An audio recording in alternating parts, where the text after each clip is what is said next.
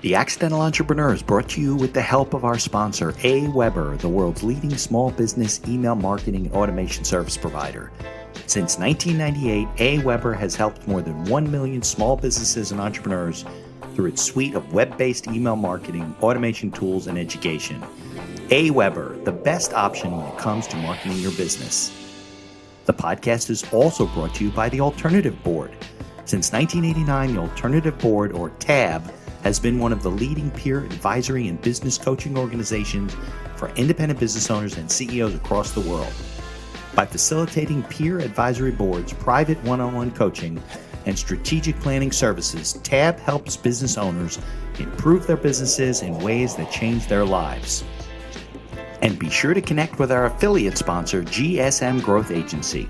They're boosting e-commerce businesses to 6 and 7 figures in revenue and cover everything from ads and social media influencers to making your website better. GSM Growth Agency focuses on taking businesses from startup success to bigger success, going above and beyond to make sure growth sticks around. They're all about cool ideas, lasting partnerships, and making your mark in the e-commerce world. And be sure to support the podcast by ordering some logo merchandise from our online store. Listen to all of our sponsors' commercials later in this episode and follow their links in the show notes to learn more about their products and services. All right, welcome everybody back to another episode of the podcast. I'm Mitch Beinhacker, your host. Got another great guest today. We're going to be talking about Dominic and learn about his beverage company. I love it when we get somebody on with like real, hard products that you can like go out and try, at least if you're in the New York area. But I think you can order it online too. We'll talk to Dominic in a minute. So if you're listening on your favorite directory and you can leave us a review, leave us a 5-star review. If you're watching us on YouTube, subscribe to the channel, like the channel, so we can keep connecting with cool guys like Dominic. So let's get on with the show.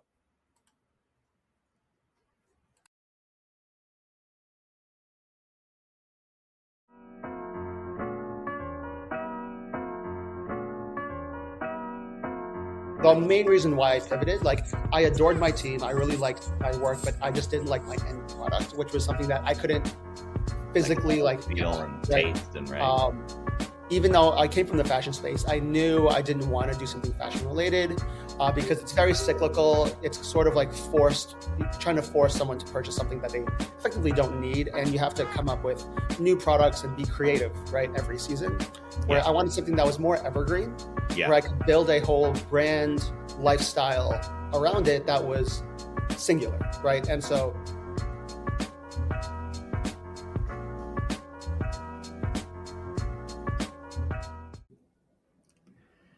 The information provided in these episodes is for entertainment purposes only. It is not a guarantee of success or to be construed as advice of any kind.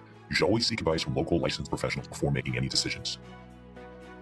The dictionary defines an entrepreneur as a person who organizes and manages any enterprise, especially a business, usually with considerable initiative and risk. People often start a business without much choice, perhaps due to a job loss or just being dissatisfied at work, and they come up with an idea they just know can be successful. They become entrepreneurs by accident. That is to say, their success or failure happens by accident, not with intention. My name is Mitch Beinhacker. I'm a corporate attorney and a business advisor. You're listening to The Accidental Entrepreneur, my podcast about how to achieve success on purpose, not by accident. Join me along with our monthly guests, where we share our knowledge and help you get a hold of your business. And now on to today's episode.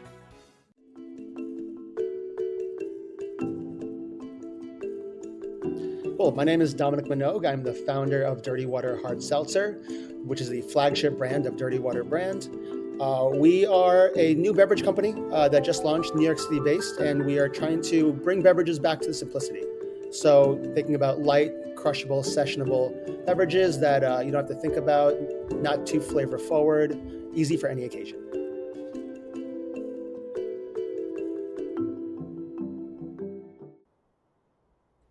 All right, Dominic, so welcome to the show. It's always good to connect with local guys. I have no recollection how we connected. Could have been through Podmatch or a booking agency or something like that. But either way, we're both in the Northeast, freezing our ass off. Luckily, we're inside. And what is it, like 12 by you or something? It's like 20 here in New Yeah, Jersey it says I think it's 20, but with the the wind thing says chill. it feels like 10 Freezing. degrees. Yeah. It's freezing. It's cold regardless.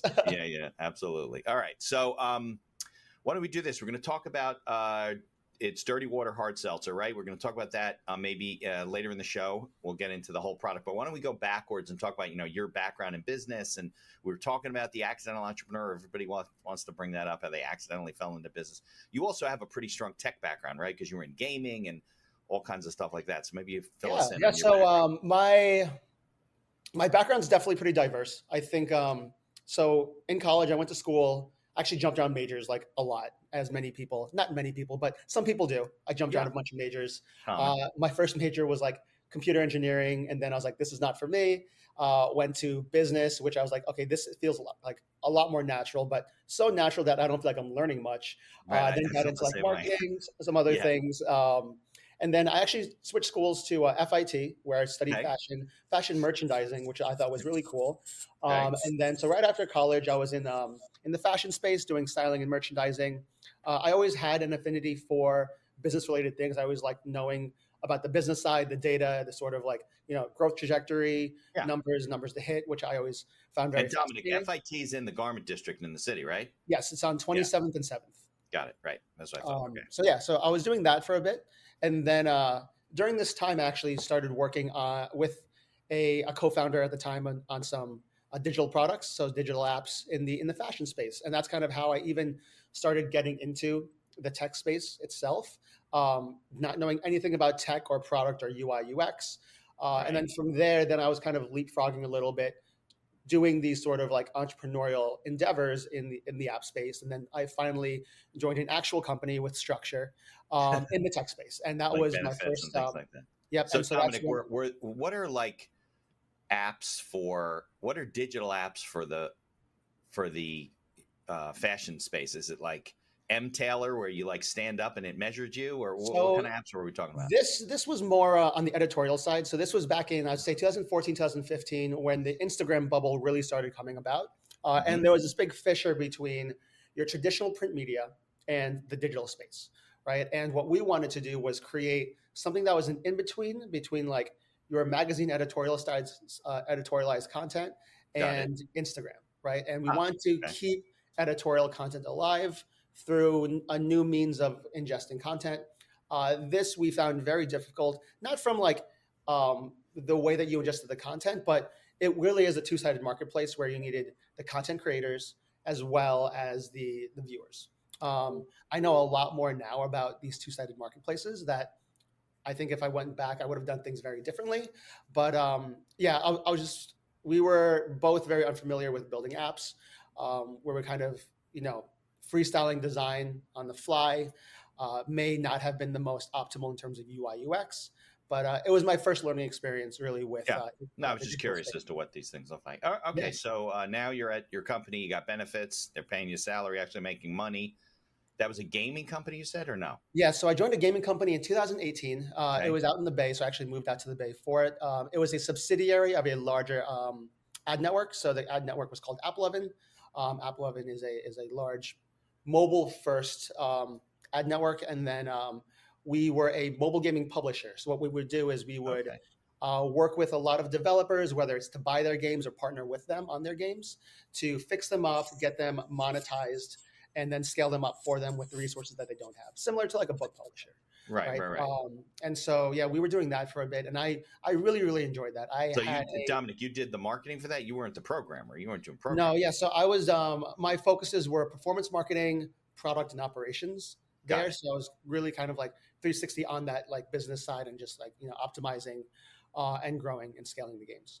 Okay, got it. So your background really isn't that off of where you are now, because they're operations, they're systems, running companies, marketing, all that kind of stuff. So it doesn't matter what you're selling. It ends up being pretty similar. Yeah. And so I was very early in at the subsidiary. So, and this is what I really liked, is having that sort of like entrepreneurial sort of reach into being able to touch like every different department, right? Being able to freedom, kind of like, be on the ground, try different things, be scrappy. Right. right? And we had structure and resources behind us, so where we were allowed to make mistakes, we were allowed to like try different things and just like Right. see how we can grow games. Right. But And it wasn't like a large corporation where you had to send out your work to the marketing committee and then they would come back exactly, and it yeah. would take So forever. Right. Of course. very fast, very nimble. Able to make decisions on the fly. Didn't have like a huge hierarchy of like approvals, right? So we were able to move very fast, which is what I enjoyed and which is what I like in terms of, the entrepreneurial essence is you're able to move fast. No, some people have it in their blood. I had the same problem. I was going to go to business school, get my MBA, and I'm like, well, why would I do that? Small business, and it just didn't make sense to me. So that's why I ended up going to law school. So I felt I should know the law. I always say, like, in my new business that I have now, definitely more of the founder type than the CEO type. We'll see if I shape up to be a good CEO or not, but definitely the founder type, right? It's definitely, yeah. I think that's a good thing for you to recognize that it may be a skill that you have to learn. I think if you recognize it early on as a founder, you can grow into the CEO that your company needs. I think there's a lot of people that just think it's the same job. And it's very not and you're already know operations and all that kind of stuff. So that as companies build and grow, scaling becomes a problem when you're not, building it the right way and setting it up the right way and having the right people in the right seats. So maybe that's a good thing that you recognize that. Yeah, I think it's funny, when people think about becoming an entrepreneur, like when I was younger, in like my early 20s, everyone I talked to is like, yeah, I want to be an entrepreneur. I hate working for somebody, I hate a boss. I want to do what I want. And it's like, that's not the mentality, because at the end of the day, you always work for somebody, right? I actually pay my advisors so I can work for them. It's like, tell me what to do. Right. So like at the end of the day, you want someone to like kind of guide you and hold you accountable for decisions. That I mean, freedom's not always good. Yeah, exactly. You have to be self-obedient. You do need accountability partners.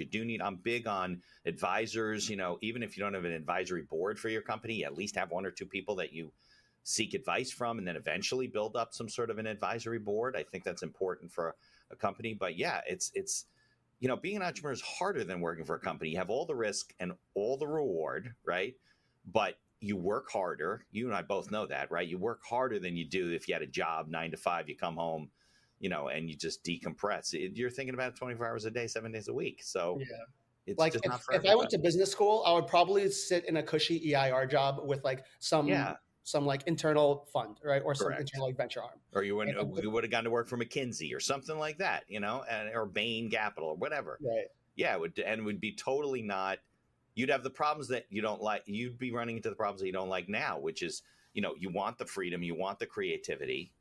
And those are hard environments to work in, but look, it's good for somebody, right? The whole world's got to revolve around. Yeah. I think one of the problems though, Dominic, is that creativity sometimes leads a lot of people astray when it comes to like the fundamentals. Like, I think it's good that you were in corporate and in, management and running system, because a lot of people that jump into business entrepreneurship, let's say, right, they don't really have that, and maybe they're lucky to learn it, maybe they're not, and they fail and struggle, So yeah, no, I think for me, and it's funny, I don't consider myself a creative person per se, especially like I grew up with creatives, right? I went to school at FIT. I saw like what those are real creatives. Yeah, those are real creatives, like, artists. Yeah, I'm an artificial creative.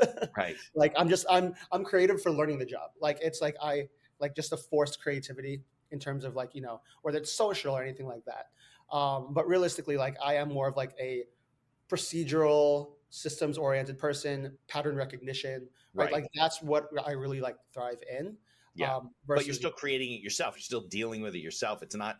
I think the two sides are like the financial side, like the numbers, and then the creative side, which I include everything in there, all the stuff to, whether it's marketing or building your systems or creating your management chart or whatever it is.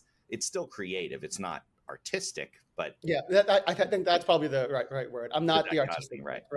I always knew I wanted to do something in like the physical space, especially after being in tech for so long. I was like, I don't feel attached to what I'm building, which is the main reason why I pivoted. Like I adored my team. I really liked my work, but I just didn't like my end product, which was something that I couldn't physically like feel and taste and even though I came from the fashion space, I knew I didn't want to do something fashion related because it's very cyclical. It's sort of like forced, trying to force someone to purchase something that they effectively don't need, and you have to come up with new products and be creative, right, every season.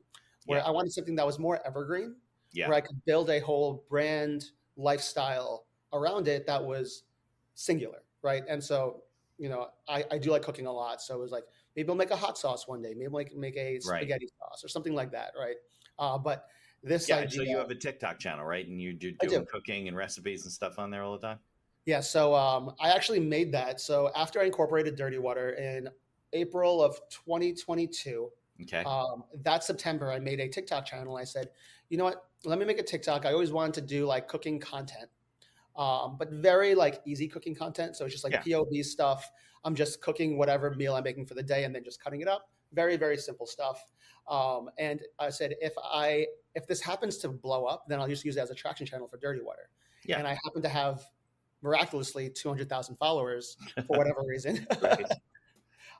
It's crazy how like, Yeah. because I don't find my content to be high quality content, but it's Right. engaging content. And I think that at the end of the day, that's what I learned a lot is like how to create engagement on certain things. Because I'm able to like A/B test every day, right? It's like, oh, Right. let me do this sort of intro versus this sort of intro. And, I think that's what it's allowed me to do is just test things and see and create my own hypotheses as to why things work or don't work.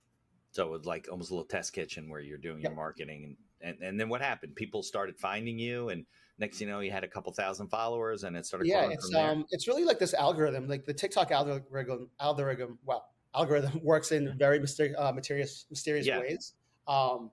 And yeah, like you can put out content out there, and someone will find you, and then other people will engage, and then just kind of like it's this whole like building block.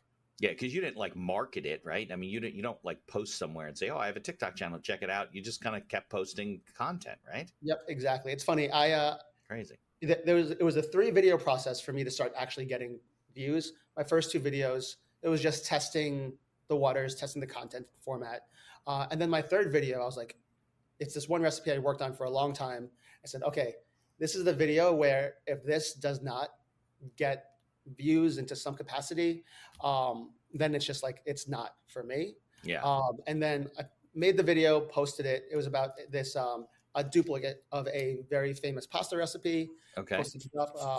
It's a carbone, if you're familiar with it. Yeah, I sure. did a carbone Right. spicy rigatoni, which Yeah. I was like, this is the hook, right? I'm making from scratch the carbone rigatoni, and it happened to get, I think, like a couple 100,000 views. Really? Yeah, and that's And- how it went. And you from don't even know 50 why? You followers think to, like, it was couple because of the thousand. recipe? The recipe for sure. I think some of the other hooks at the beginning, but yeah, definitely like the recipe, and then that led me to doing other stuff. And it's funny, Right. nowadays I see like the recipe itself does not matter. I could make the most boring thing, Right. instant It's who noodles, for you are, example. right? Right? It's the Instant noodles, personality, frozen the way you say it. dumplings, Right. that gets like 2 million views sometimes. Really? Yeah, and then I'll do this whole like 3-course dinner, going step by step, and that'll get me like 5,000 views. It's like Right. it's Nothing. so funny how things work. Well, maybe sometimes. dumplings are just more popular. People are searching. for Maybe, dumplings. yeah. Yeah, that's crazy. I never really thought about that stuff. Yeah, so do you have like cameras in your kitchen where you're like showing the pan? Like, No, so all it is actually, it's I have the camera here. It's a Yeah. GoPro. okay, you just put it on your head. Yeah, it's just a point of view thing like this, Yeah, and I just walk around my kitchen because, like, for me, the main reason why I didn't start doing cooking content was because I don't like the content creation part of it. Right? I don't want to stage shots. I don't want to set up Right. shots because that just Yeah. creates a longer process. a I lot just of want to work. cook dinner. Yeah. Right? I just want to cook dinner. So this format, I got it. I was inspired by this guy named the chef Kenji Lopez Alt. He does a POV style, and that's actually how I learned like the most in the kitchen of Yeah. seeing how he handles knives, how when he opens up his fridge, what it looks like. And so I found that to be the most Because they're like influential. looking through your eyes, basically. It's, Exactly. Yeah. Like everyone like can that. follow a recipe, but not everyone can say like, oh, he's doing this order of operations. He's moving around like this in a very specific way to be effective, in his kitchen. And so that's what I learned like the most in terms of cooking was, Yeah. how to actually stage your own cooking setup for success. It's amazing how I know we're getting all a little bit off the topic, but it's amazing how technology's changed to the point where you don't need 4 tripods and 3 cameras and set up this kind of stuff. It's almost put these guys out of business where you just strap this to your head and you can do anything you want. And like it's nice because it is one style of content. Some people are still doing the very produced, oh, let's get 7 angles of this Right. of me like cutting But it's chicken. a lot of work. It's a ton of work. If they make it work, if they get the views out of it, amazing. Right. I feel bad for the people that are doing all this like beautiful content and are not getting views. Right. And it's not sustainable. I knew early on when I started the podcast, I've been doing this almost 6 years, right? I think next month there'll be 6 years. And I knew very early on that if I didn't do it in a certain way that was, easy for me to put together, I have somebody do the editing now, but that was just this past year. Before that, I did it all myself. So I was like, I had to have a system to be able to do this that's natural and can be put together, or I would just die on the vine. So if you're doing all this stuff, cameras or whatever, you're going to give it up. I mean, you're going to be like, oh, this is just too much. I can't do this today. Especially if you're not getting views. Like, views are obviously the motivator. And if you're getting, not what you think is the juice worth the squeeze, right? Like you're not going to continue.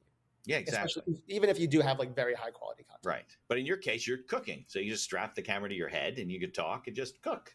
Yeah. And like, for me, and I think for better or for worse, right? I'm only doing stuff I cook, right? I'm only doing breakfast, lunch, dinner, snack, right? I'm not saying, okay, today I'm going to perfect a recipe just for video, right? Because people do that, right? Like it's like, oh, I worked on this recipe to make this video.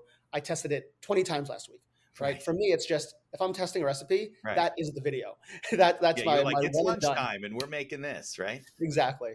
Yeah, so. That's cool. Well, we'll have to put a link to the to TikTok channel in the show notes so people want to check it out. They can see if it's still around, if it passed January 19th, it may be a dead link, but we'll see. Right. All right. So, won't the content just stay out there? I don't know how it's going to work, but I might just convert all my content to YouTube. I've been pretty right, just in case like TikTok gets banned, right? Exactly. Yeah. All right. All right. So let's talk a little bit about like the beverage industry and how you got interested in it. And then maybe at about 25, 28 minutes, we'll take a 2-3 minute commercial break for the sponsors. And then we'll come back and talk. Because I really want to learn about how you learned about the beverage business and so forth. So what attracted you to it initially? Because, Dominic, I have people on the show and they've been in business for 40 years and they've had all these companies they've sold. You're at the early stages with this company, which I think is great. And it's really cool to connect and we'll see you grow and so forth. What make you wake up one morning and say, I'm going to make a hard seltzer?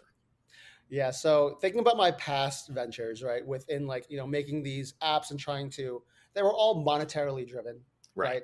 It was like, I'm going to make this app. I'm going to make money. I'm going to sell it for an absurd amount of money, X, Y, Z.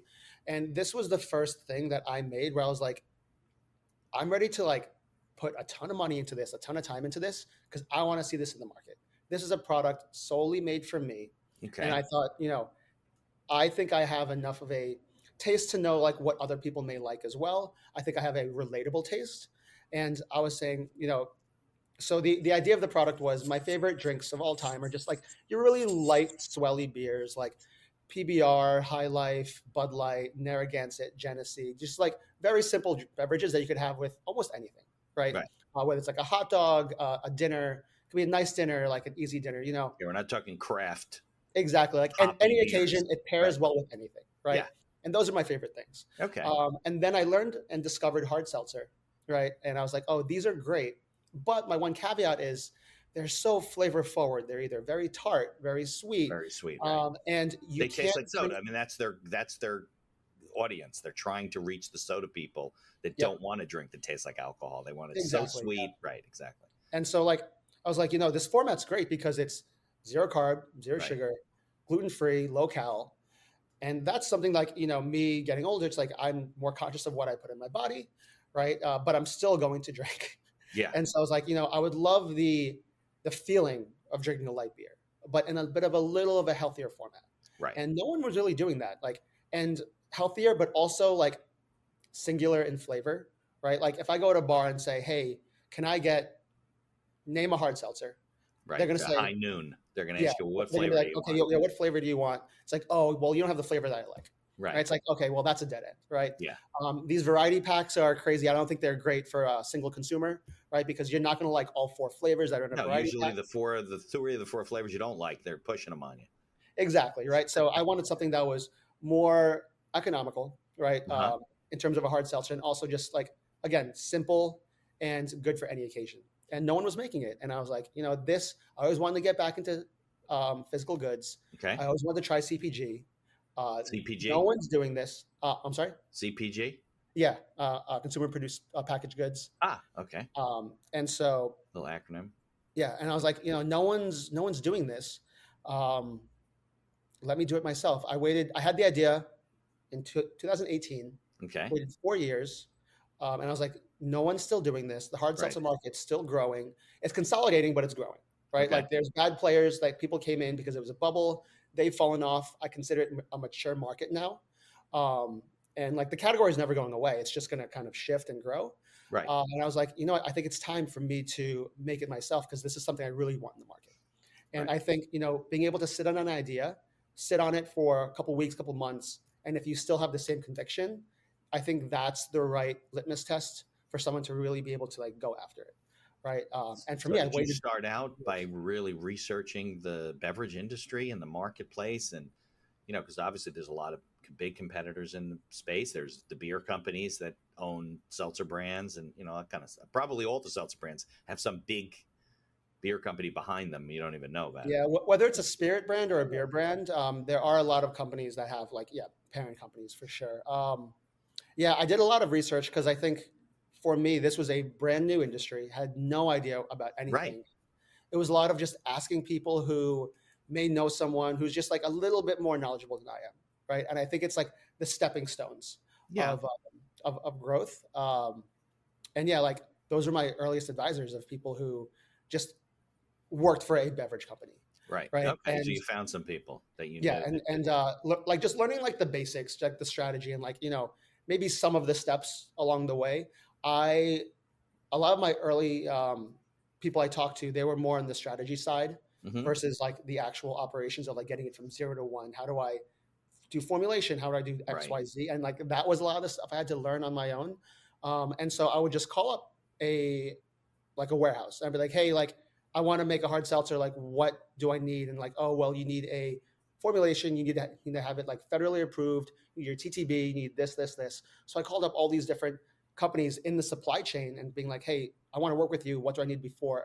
What do I need to do before I can work with you? Oh, that's and they a would good answer. like, and they would just kind of like list out things, and I would just go down the list, calling different companies and figuring it out, getting multiple people's opinions from like the same vertical, right? So it's like if it's a flavor company or like a bottler, right? Talk to a couple different bottlers, see if they have the same answers, different answers. And just working backwards. And so, so all this research is kind of going into your initial business plan, I guess, right? Your the initial plan, because it's not just making the product; it's all the other stuff that goes with running the business. And how do you do it? Do you find a co-packer? Do you didn't have 100 employees in a warehouse, so you had to kind of figure it all out. So I think people listening always wonder about that stuff. Like, if I'm going to start a business, like, what do I do first? And that's a business where you're like, I don't know anything about this. Yeah, thankfully, like now we have so many resources at our fingertips, whether it's Google, ChatGPT, like you can get like a starting point from there. It's like, how do I start a seltzer business, right? Right. And then from there, you could expand on your questions, get more knowledgeable, ask the right questions, right? And so for me, it really was finding out what my step 0 was. Yeah, and then what do you do first, right? Day one. Yeah, so were people pretty open and helpful? Like if you called a supplier or a manufacturer or a warehouse or whatever, they were pretty forthright with helping you? Absolutely. Because I think at the end of the day, I found that the beverage industry, people are not, I'm not going to say not competitive, but they're very helpful. Everyone wants to help each other. I think it's very community oriented because at the end of the day, it boils down to, the service industry, hospitality. Right. And those people are the community around the hospitality industry is so warm and so like inviting. Well, they're nice for a living. That's what they are nice for a living. It's hard to stay in hospitality if you're not a nice person and accommodating and warm and so exactly. It's natural that they would be that way. Sure. Yeah. And so I think that is shown through a lot of the steps of the supply chain. Okay, good. So let's take a few minute commercial break. And then I want to talk about some of the obstacles you run into and how you overcome them and what you do. What do you think the hardest thing is and what some things you're doing differently now.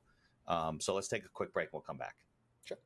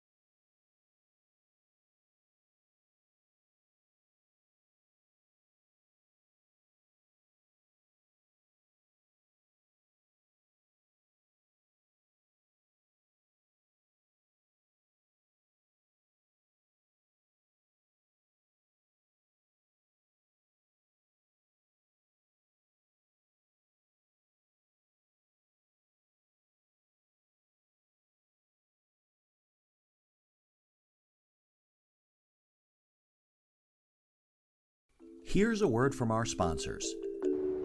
Looking to market and grow your business? Or perhaps you're just getting started and want to hit the ground running? AWeber is the best choice for online email marketing and automation of your business. From maintaining a subscriber list to drip campaigns and landing pages, AWeber gives you tools and integrations that make marketing easy and fun. As our partner and sponsor, we use all their tools to promote the podcast and market our law firm. AWeber, the best alternative for online marketing. For over 30 years, the Alternative Board, or TAB, has built a thriving community of forward-thinking CEOs and business owners who want to radically improve their companies. Through unique combinations of one-on-one business coaching, participation in monthly TAB board meetings with other non-competing owners, a suite of strategic tools, and customized strategic planning workshops, TAB membership can deliver greater strength to your business and a better work-life balance for you and your family. All packaged in a streamlined and affordable service that the people at TAB invite you to try risk-free. Are you struggling with managing advertising due to a lack of time or expertise? Perhaps you're facing challenges in scaling ads for your store. Are you feeling lost when strategies have no success? GSM Growth Agency is your reliable partner in overcoming these business challenges. Feel the impact of collaborating with a team dedicated not only to short-term goals, but also to building long-term partnerships and achieving sustained success. Embark on an exciting journey to redefine the possibilities of e-commerce and create a legacy of unparalleled excellence. Take decisive action now. Follow their link in the show notes to receive a complimentary audit of your Shopify store conducted by a GSM expert. Propel your e-commerce game to new heights with GSM Growth Agency. Follow the link in the show notes to learn more about all of our sponsors. And now back to our show. All right, Dominic, since this is the Accidental Entrepreneur and we're always talking to people about learning experiences and things they would maybe do differently or are doing differently, so initially, what do you think was the hardest part of, getting this business off the ground? So initially, I would say like the first 2 years. So I launched in May 2024. I started in April, started thinking about it and working on it in April 2022. The first year was pretty straightforward. It was just working on formulation with a flavor house, getting that initial formula correct. So you're like testing and tasting and all that kind of stuff. Okay. Yeah. I would say that there were a lot of woes during that period. My initial samples and some samples subsequently, I was just like, oh, this is never going to get anywhere. But that's a different story, right? Yeah. No, you're self-doubt, right? Yeah. Eventually, I overcame that, got a product that I was very confident in going to the market with. And then after that, then it was production, finding a pilot production, right, to do a very small batch for friends and family. Right. You can't just hire a warehouse to do pallets of this stuff. Yeah. You got to get a small batch kitchen, right, to do something, samples. Okay. Exactly. So I did that, which was, again, very straightforward. People loved it, tested it with like some bartenders, some industry people, friends, families, to get a little bit of friends and family investment. So you were on the road, like going to bars and saying, hey, listen, would you like try this with your customers? They're willing to do that? So it was not trying with the customers, but just trying it with them, because they're usually the guards of the bar, right? So it's like, if they don't like it, usually they won't put it in. They're not going to push it, right? Yeah. And so trying it with some of them, some industry people, and it was pretty widely received as like, a really interesting and good product. And so that gave me confidence to do my first production run. And then that happened in April of 2024 and then launched May 2024. And then that's when the troubles started. Yeah. Okay, good. And by troubles, I mean definitely like learning experiences. So like, at the production side, I was like, oh, this is very seamless, very straightforward. I could see how production, the whole thing, right? Yeah, I could see how production can get a little hairy once you start having like, different lead times with different production cycles and all of that. But that'll come eventually when, that's a good problem to have, right? Whenever you get to that point, if you have like, stacked production cycles, then that's great. But right now it's just one production, go, do another production, go. Right. And so my first production, getting into the market, for me it was like, okay, well, let me just start talking to some bodegas, some bars, see if they want to bring me in. I think founder-led sales is very underrated. And I think As a good thing, you mean it's underrated? yeah, it's a really good thing, and it's easy. It's been easier than bringing in like some part-time salespeople to pitch the Right. product themselves. Right. Because as a founder-led salesperson, I have noticed one of the tough things within the alcohol bar business is bar people get pitched every day by 1,000 different alcohol brands, Right. like every which way. And so, seeing a founder specifically, then they like stop and say, okay, this is interesting. Like, especially like a New York City based brand, New York City based founder. Right. There's a good story behind it. Right. Yeah. And so that was easy. And that was like, I think, beginner's luck for maybe like a month. I was like, oh, I'm landing like all these accounts. I'm in 20 places in the first 3 weeks. I could like, this is so sustainable. This is great. And then the first issue was, okay, well, I have to follow up with them for like the repeat orders. Right. Because you don't know, maybe they don't sell it. Maybe they don't push it. Maybe it just sits there and they don't do anything. Yeah. And so long story short, over the past 7 months, I've realized how hand-holdy the business is. Right. So people like when I talk with people who are very like knowledgeable in this space and have been in the industry for 20 years, I talk to them and they're like, oh, so you're like going out 7 days a week till like 2 a.m. And I'm like, underneath me, I'm like, I'm not doing that. Should I be doing that? Right. Should I be out till all I'm like, I'm finding a lot of success, or at least perceived success, right? Like doing like not till 2 a.m. Now, are you getting repeat orders? Like they're reordering? Yeah, like I'm getting some repeat orders. I'm doing these things, and then like, things started slowing down a little bit. I wasn't pitching to as many new accounts as possible because I realized like the AR part of it, where like chasing checks, making sure people are paying on time, making sure like all these other things that are like behind the scenes started taking up a lot of time. And now at that time, it was basically you. Yeah, had a couple of support people. Anybody? Yeah, some support, some part-time support, and I'm still actually on the hunt for my first full-time sales guy. Okay. So it is like still part-time people. Okay, because if you could use some of these sales guys that are hired guns, but they have a portfolio of stuff, so you don't know if they're pushing your stuff or whatever they think is going to sell, they're going to push. Right. Exactly. Right. And so, like my biggest thing was, making sure that my accounts were successful. And then I started hearing this, oh, you're out till 2 a.m., you're out late nights every night of the week. How are you doing that? And then I started like doing these late weekends where I would like visit all of my bars. Right. And that's when I started getting like a lot of engagement. And it's like, oh, like the bartender will be there. Hey, what's going on? Right. And they already know you a little bit as well, right? So, yeah. Can we get 5 more cases? And like, I was like, oh, wow, me pitching during the day. Cause I always thought, oh, bars don't want to see me pitch during the evening because like they're busy.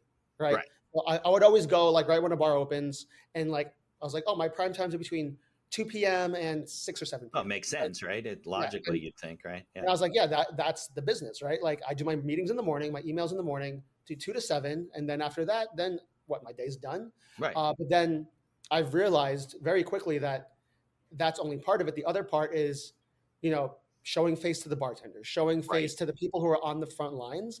And those are the people that are working late.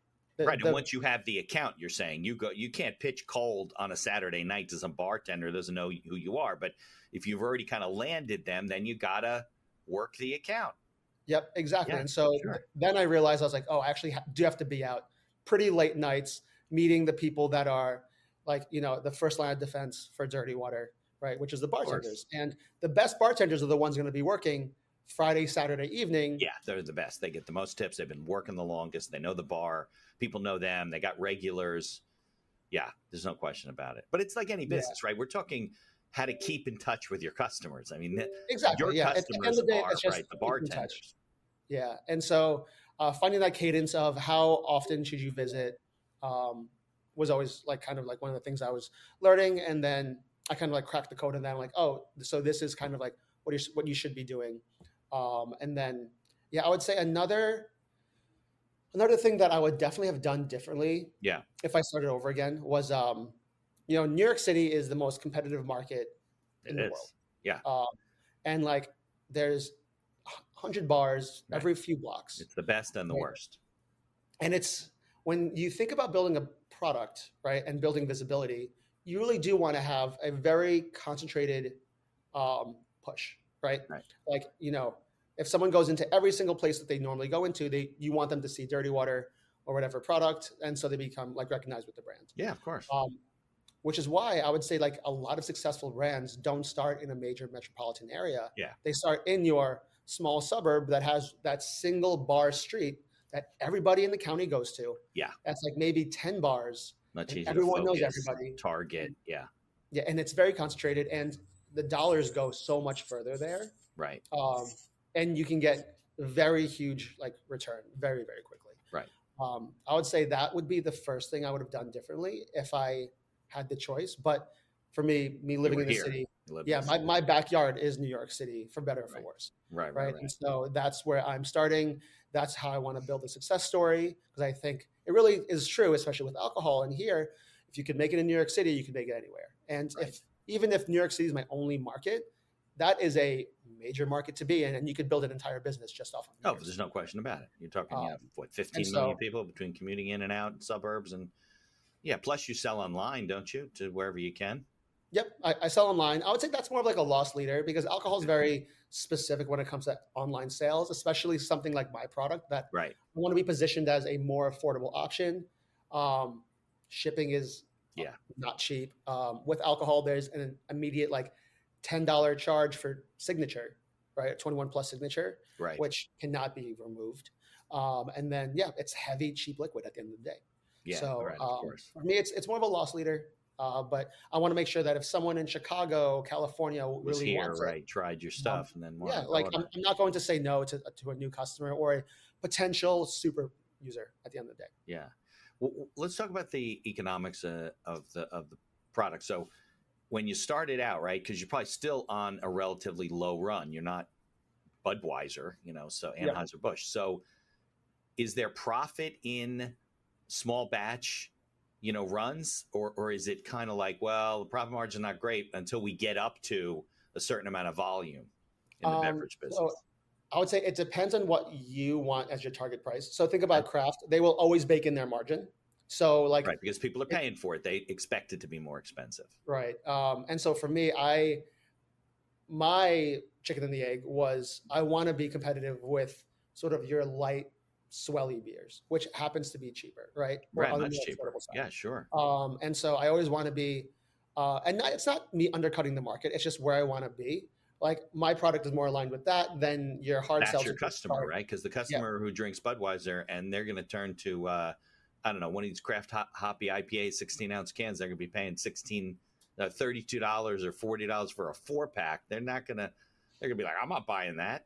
Right. So for me, marketing aside, because marketing is always like a big loss, but like, direct conversion from cost to price to retailer, profitable off the bat, which is great, right?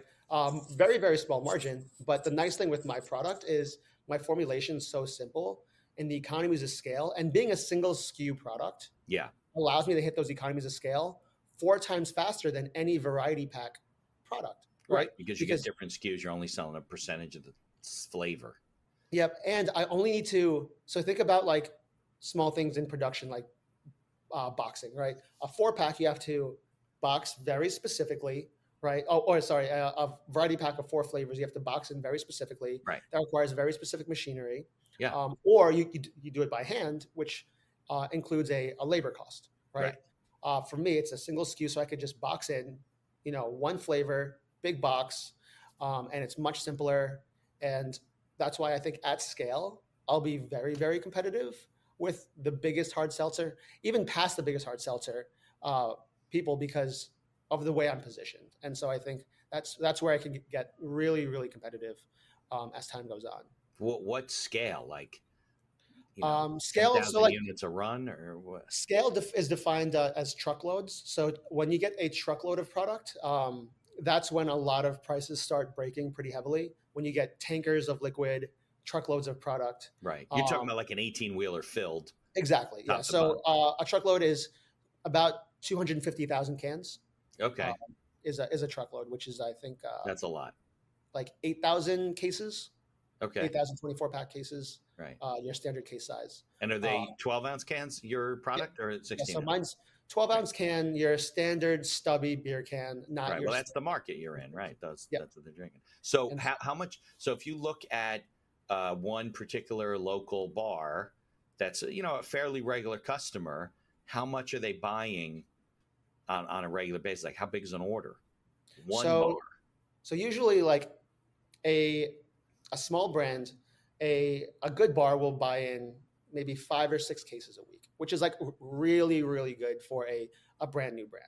Right.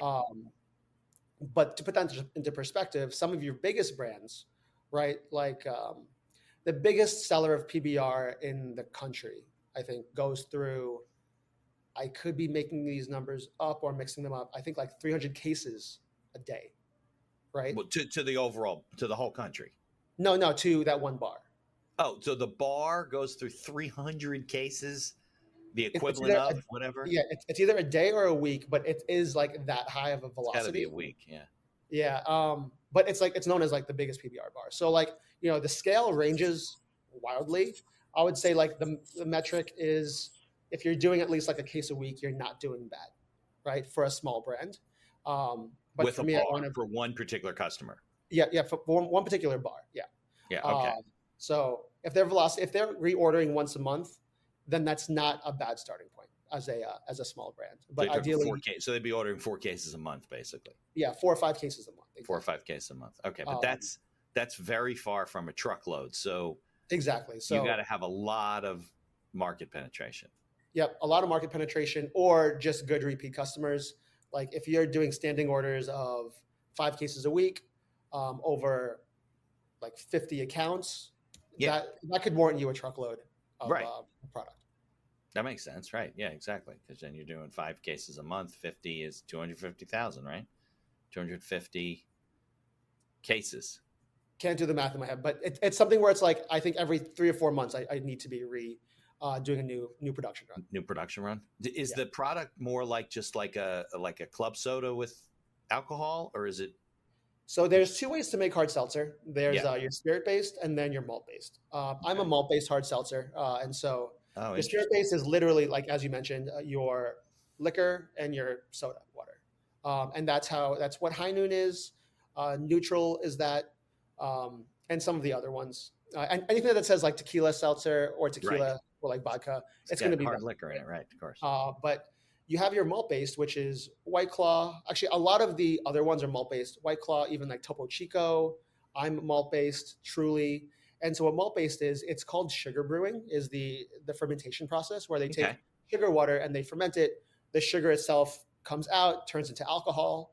And that is how the base of the product is made. And then you just add in your water to balance it out. You add in some bubbles, some carbonation, and then you add in like your flavorings. Got it. So that's true for malt beer too, right? When you talk about malt liquor. Yeah. So basically it's the same process without the hops, right? Makes sense. The reason why, and this gets into the little like weeds of like the New York City alcohol laws. Okay. Well, malt is also cheaper than spirit-based. Okay, good. Yeah. And then 2, in New York City, I know you don't have this problem in Jersey, but in New York City, liquor and wine cannot be sold in the same place as beer. So liquor and wine cannot be sold even in the bar? Well, so a bar is different. We're talking a store. Like at a store. So like at a gas station, different license or something? Is that what it is? Yeah, it's different licensing, and it's just the way it works. So there's a beer license, and then there's a liquor and wine license, but you can't have both. You can't have both, right? Wow. So I thought New York was like the Wild West. You can go to 7-Eleven and get whatever you want. So yeah, you can go to 7-Eleven, you can get your beer, right? But there's no wine in 7-Eleven? There's no there may, I think there's like a law where it's like you could do like one SKU of wine, but like you can't get a fifth of Fireball whiskey there. Exactly, yeah. Right. And then you have your separate liquor stores, which have your full wine selection, and then your liquor, right? And they don't have beer? No, they do have beer. They don't have beer. They don't have beer, not in New York. I know in Jersey, you have your standalone liquor stores have everything, but you can't get beer at a grocery store or convenience store. Correct, because they limit the licenses based on population, and then the towns give them out to just the liquor stores. Exactly. Yeah. And so here in New York, you get beer at a convenience store. Okay. But you get liquor and wine at a liquor store. And so for me, for example, High Noon here in New York City is not sold in the same place as White Claw. High Noon is sold at a liquor store because it's spirit based. Ah, I didn't know and that. White Claw is sold in convenience stores. Yeah, And because so for it's a me, beer based yeah, basically in the category. That's interesting. I've always wondered why. Oh, what do you mean you don't have this here? yeah. Yeah, And so for me, I want education. to be positioned alongside your light beers and then Right. also some other hard seltzers, right? And Right. so for me, being malt based was the only logical decision because I needed to be in with You wanted to those be in other that products. market, right? That's Yeah, the product you were developing. exactly. And so that's like the one nuance as to why I am malt based, but also the affordability of it, which is really nice. Now, when you started developing the product, this wasn't something you could do in your kitchen, right? I mean, you had to go to a company that could create product for you based on your formulation, and then you could test it, and right? So it's funny. I hear so many stories about people starting up their products in their kitchen, which Yeah, people do, yeah, but at some point you have to do the FDA approved shelf stable shelf life whole thing. In which case you need to bring in a flavor house to do benchtop samples for you. right, And so I just skipped the step of I'm not a mad scientist, so I'm not going to do right. stuff And in then the you got to kitchen. create a recipe that you have to be careful with. Then you got to go to the commercial guy and see if they can reproduce it. And there's a whole That's something that's viable, right? And yeah. so I just skipped that step. I worked with a flavor house to get my production made. All right, so let's talk about how you run the business right now, because you were mentioning you're looking for a salesperson. But I mean, is the business being run by you? Yeah. All So the yeah, bookkeeping, the so ordering, the testing, everything. I would say bookkeeping. Thankfully, Yeah. my wife is an accountant, and Okay. she has experience in cost accounting, very specifically. Okay. Oh, okay. And so yeah, you can say match made in heaven, but Right. we I butt was heads a going to lot. say We are it's not still equal within the workers. family, though. We're not talking outside employees. Yeah. So not an outside employee there, but I do have like some part-time salespeople that been helping me out. Like very part-time commission and then like small salary basis, but no full-time employees that are like out in the weeds 50, 60 plus hours a week, the way that I am. Now, So, is this full time for you? Like you yep, give this up is your full-time. job and you're like, Yep. I'm doing this? Yeah. So I made this decision right before I launched. Actually, I went full-time, never looked back. I've been loving it. I have realized because when I started, doing the formulation and stuff, I was working a full-time job, Yeah. and I was like, oh yeah, I could totally do this part-time. Right. Because you're not All I selling need to do is, anything, no revenue. get some people in. Yeah. Yeah, and then as soon as I started doing the work, being out in the street, I'm like, oh, there was no way I could have sustained even a part-time job doing this. Like it's Yeah. just because the second you do something else, like your focus, even if it is a part-time job, your focus is shifted. Like you're Of not course. fully ingrained in the business. Yeah. And you're always thinking about something else. You're always thinking about, oh, I have that meeting with like whoever it is for something else that you have to like do, like a standing meeting or like whatever Right. it is. Right. I think a lot of business don't get off the ground because they don't make the leap and say, all right, I'm putting all my feet in the water. Let's do this, and it's hard. It's hard. Yeah. So it really is like a make or break year for me, which I'm very Yeah. excited about. So what is the vision of the business plan? Are you working out of your home right now because you don't really need an office? Yeah, working out of my home because all The my product products in the comes warehouse. from it's all co-packed basically, Yeah. right? All co-packed, all stored in a warehouse. I can't even really have much product in my home because of like liquor laws or whatever. Right. Well, like if I buy it at retail, then I could have as much product as I want. It's so convoluted. I feel like it's some of the laws are backwards, but they're very antiquated and they're going to stay forever. Do you know about the distillery laws in Manhattan? There's crazy laws in Manhattan. There's one distillery in Manhattan. It's called Great Jones. I don't know if you're into bourbon or other. I do know Great Jones. Yeah. Yeah, Great Jones is great. Well, Great Jones is the only distillery in Manhattan because there's some weird rule that says that you can only I think you can't distill on the second floor of a building, and you can only like fill up like a certain amount of barrels and keep them. So they like move them upstate like within a week. It's some weird process in New York City. We got some really weird laws. I learn a new alcohol law every week. Like one I learned from a bartender is like, when you do your level checks for like all like the liquors, Yeah. you cannot combine two bottles. So even if it's 2 bottles of Tito's and they're halfway, Right. you can't combine them. It's do it. illegal. Right. But I do it at home. If I have Of 2 bottles course. of Tito's, I'm gonna. But it makes no sense why you can't do that. Yeah, but like there's something about it where it's like it's just illegal. People have gotten fired over it. People have gotten fined. Yeah, no, very it has to do with heavily the over liquor it. industry. They don't want you to. They don't want. Now, do you have to get licensed or approved somehow in other states if you're selling online? So if somebody from Chicago wants to buy your hard seltzer, do you have to be somehow registered in Illinois? So thankfully, there are third-party, um, I guess, companies that That handle all that allow stuff? for that three-tier system bridge, Yeah. which is so I use one of them right now, and yeah, it allows me to sell into 45 states. Yeah, because I do know I have a client who's got a tequila brand. He owns a bar, and they wanted to go into some other states, and there are licenses they're selling, delivery licenses, distributing licenses you have to get. It's not as hard as the initial license of creating the product and bringing it here and so forth. But Yeah, like you have to honestly, stay every other focused. license is just like a couple $100, Right. and It's then not. It's not. you're as now bad in as I another thought it would state. be. Yeah, Yeah, exactly. so but that's if I wanted to do like actual Yeah, distribution. if you said, okay, now we're going to sell at bars in Connecticut or we're going to sell at bars in Massachusetts, you'd have to, but that service can do that for you, right? They can get you licensed to do it. Yeah. So right now I'm licensed in New Jersey, New York. Okay. So I'm going to start there, and then my goals for this year grow into. So right now, continue to penetrate New York City, grow into LA. I'm sorry, Long Island and New Jersey, Mhm. and then I think my beverage is from a story perspective, very Northeast beverage.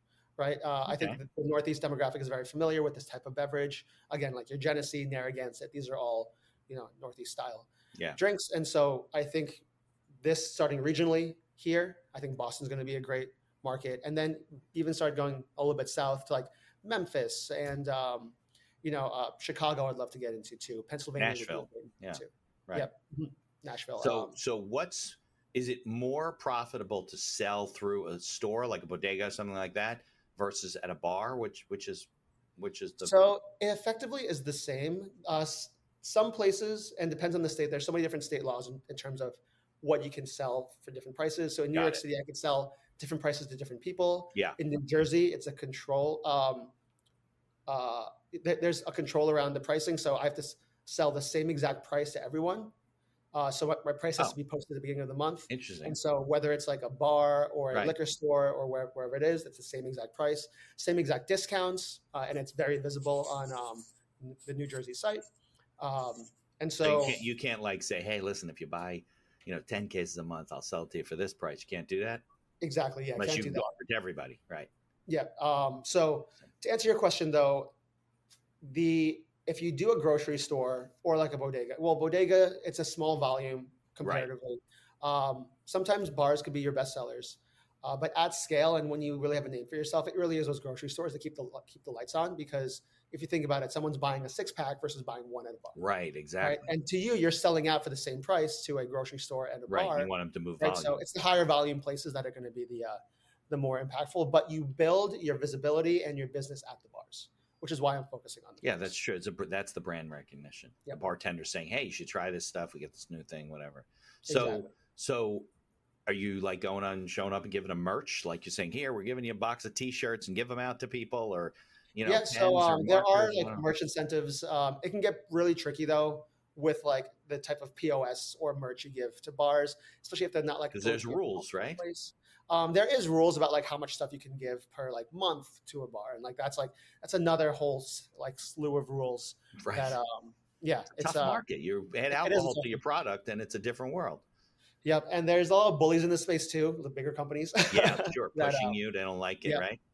push you out. But no, it's fun though. I would say out of everything, this is what I've been really enjoying.